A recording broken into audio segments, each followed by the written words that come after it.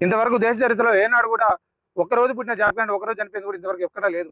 కాబట్టి వీళ్ళు ఇప్పటికే తక్షణమే ఉద్యోగ నోటిఫికేషన్ తొందరగా విడుదల చేయాలని చెప్పేసి కోరుతా ఉన్నాం.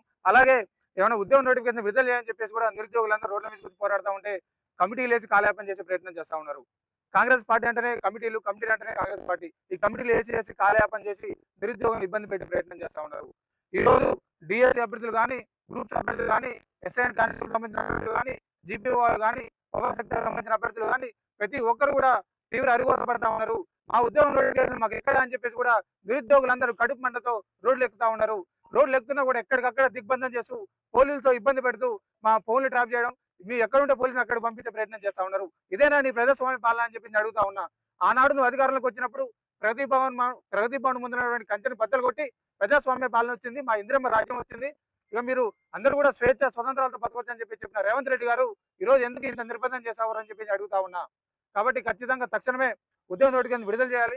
ఇక్కడ వీళ్ళు ఇంకొక మాట చెప్తా ఉన్నారు, ఏ ఉద్యోగ నోటిఫికేషన్ గురించి అడిగినా త్వరలో అని చెప్పేసి అంటా ఉన్నారు. ఉద్యోగ నోటిఫికేషన్ ఎప్పుడంటే త్వరలో అంటారు, రాజ్య వికాసం ఎప్పుడంటే త్వరలో అంటారు, నిరుద్యోగ అభివృద్ధి అంటే త్వరలో అంటారు. మేము కూడా కాంగ్రెస్ పార్టీ ఓటు పేరు ఎక్కడంటే త్వరలో అని చెప్తాం మేము కూడా. ఎందుకంటే దగ్గరకు వచ్చింది, మీకు దగ్గరకు వచ్చింది, ఆల్రెడీ అర్థమవుతా ఉంది. త్వరలోనే స్థానిక సంస్థల పార్టీ ఎలక్షన్స్ కూడా ఉన్నాయి. ఖచ్చితంగా ఆ రోజు మీరు గెలవడానికి ఏ విధంగా ప్రచారం చేసినామో ఈ రోజు అదే విధంగా ఓడడానికి ఖచ్చితంగా ప్రయత్నం చేస్తాం. ఆ రోజు మీ రాహుల్ గాంధీ గారు ఏ విధంగా జోడయాత్ర చేసినారో అదే విధంగా ఒక చేతిలో మీ కాంగ్రెస్ మేనిఫెస్టో, ఒక చేతిలో జాబ్ క్యాలెండర్ పెట్టుకొని తెలంగాణ మొత్తం ఉన్న నిరుద్యోగులు అందరినీ కలుపుకొని పాదయాత్ర చేస్తాం. ఆ రోజు మీ పార్టీ గెలవడానికి ఏ విధంగా అయితే కృషి చేసినామో, ఏ విధంగా మీరు మమ్మల్ని మోసం చేసి అధికారంలోకి వచ్చారో, వీళ్ళంతా దొంగలు, నిరుద్యోగులను మోసం చేశారు, ఇంతవరకు ఒక్క నోటిఫికేషన్ కూడా విడుదల చేయకుండా నిరుద్యోగులు ఇబ్బంది పెడతారు అని చెప్పేసి కూడా ఊరు వాడ మొత్తాన్ని తిరిగి కూడా అందరికీ అర్థమయ్యేటట్టు చెప్పి ఓడించే ప్రయత్నం చేస్తాం. గ్రూప్ 2 సంబంధించి కూడా సిలబస్ కమిటీ అని చెప్పి చేశారు. ఆ సిలబస్ కమిటీ ఉందా, ఎక్కడ పోయిందో అర్థం కావట్లేదు. ఏడ దుప్పటేసి పట్టుకుందో, ఏ రూమ్ లో పట్టుకుందో కూడా అర్థం కావట్లేదు. ఎందుకంటే వీళ్ళకి నోటిఫికేషన్ వేయడం, వీళ్ళకి నోటిఫికేషన్ అసలు ఉన్నాయో లేవో అర్థం కాని పరిస్థితి ఉన్నది. ఎందుకంటే మీకు నిజంగా ఇన్ఫర్మేషన్ ఉంటే, మీకు నిజంగానే ఉద్యోగ నోటిఫికేషన్ ఇవ్వాలని ఉంటే ఇవ్వండి, లేదంటే నోటిఫికేషన్ లేవని చెప్పేసి క్లారిటీ చెప్పండి. అంతేగాని నిరుద్యోగులను ఇబ్బంది పెడుతూ చాలా మంది నిరుద్యోగులు కానీ చిక్కడపల్లి లైబ్రరీలో కానీ దిల్సుఖ్నగర్లో కానీ 30 సంవత్సరాలు దాటిన నిరుద్యోగులు ఒక్క ఉద్యోగ నోటిఫికేషన్ రాక ఎంత ఇబ్బంది పడతామో చూస్తా ఉన్నాం నేను కూడా. ఎందుకంటే ₹5 భోజనం తినుకుంటూ ప్రతి ఒక్కరు కూడా ర్యాపిడోలు ఊబర్ చేసుకుంటూ నా మిత్రులు ఇబ్బంది పడతా ఉంటే నాకే చాలా అరికోసం అనిపిస్తా ఉన్నది. డిగ్రీ పీజీ చదివిన అభ్యర్థులు కూడా ర్యాపిడోలు కొట్టుకుంటూ, స్విగ్గీ చేసుకుంటూ, జొమాటో చేసుకుంటూ, కొంతమంది మన సంబంధించి కూడా ఏదో వాళ్ళకి నచ్చిన పని వాళ్ళు చేసుకునే ప్రయత్నం చేస్తా ఉన్నారు. కాబట్టి తక్షణమే బరాబర్ చెప్తా ఉన్నాం, మీరు ఇచ్చిన మాట ప్రకారం ఖచ్చితంగా 2 లక్షల ఉద్యోగాలు భర్తీ చేయాల్సిందే. మీ మెడలు వంచైనా సరే ఖచ్చితంగా మా ఉద్యోగ నోటిఫికేషన్ మేము సాధించుకుంటాం. అవసరమైతే తెలంగాణ వ్యాప్తంగా ఉన్న నిరుద్యోగులు అందరం కూడా ఒక 1000 మంది కలిసి కూడా అమర నిరాదీక్ష చేయడానికి సిద్ధంగా ఉన్నాం. అవసరమైతే మరొకసారి గాంధీ భవన్ కూడా ముట్టడిస్తామని చెప్తా ఉన్నా. ఖబర్దార్ రేవంత్ రెడ్డి, మా ఉద్యోగ నోటిఫికేషన్ ఖచ్చితంగా మాకు ఇవ్వాల్సిందే.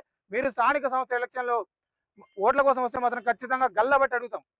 మా ఉద్యోగ నోటిఫికేషన్ ఎక్కడ చెప్పేసి గల్లబట్టి అడుగుతాం. కాబట్టి తెలంగాణ నిరుద్యోగులారు ఎప్పటికైనా మేల్కోండి. ఈ కాంగ్రెస్ పార్టీకి వ్యతిరేకంగా ప్రయత్నం చేసిన అవసరం ఉన్నది. మళ్ళీ ఇంకో మాట ఫైనల్ చెప్తా ఉన్నా, తక్షణమే నోటిఫికేషన్ విడుదల చేయండి. ఆల్రెడీ నిరుద్యోగుల నిరసన సగం మీకు తగిలింది. ఆల్రెడీ హైదరాబాద్ లో చీమ కుట్టిన కానీ ఇంటెలిజెన్స్ రిపోర్ట్ మీకు పోతుంది. రోజు చేస్తున్నాం, ఏదో ఒక ప్రోగ్రామ్ చేస్తున్నాం, ఉద్యమం చేస్తున్నాం, రోడ్ల మీదకి వస్తున్నా కానీ ఇంత భారీ ఎత్తున నిరుద్యోగులు అరిగోసపడుతున్నా కానీ మీ కళ్ళకి ఎందుకు అనిపించట్లేదు? చిన్న చిన్న సమస్యలకి రెస్పాండ్ అవుతా ఉన్నారు. ఈ రోజు రేవంత్ రెడ్డి గారు ఢిల్లీ పోయినారు. మాట్లాడితే సభలో 50,000 ఉద్యోగాలు ఇస్తామని చెప్పేసి 50,000 ఉద్యోగాలు భర్తీ చేస్తాం అని చెప్తా ఉన్నారు. కానీ ఆయన 50,000 ఉద్యోగాలు ఇచ్చడం కానీ 50 సార్లు మాత్రం ఢిల్లీ పోయి ఇచ్చినాడు. ఇంతవరకు అది చేసిందే ఏం లేదు. కాబట్టి తక్షణమే నోటిఫికేషన్ విడుదల చేయాలని చెప్పేసి కూడా కోరుతా ఉన్నాం.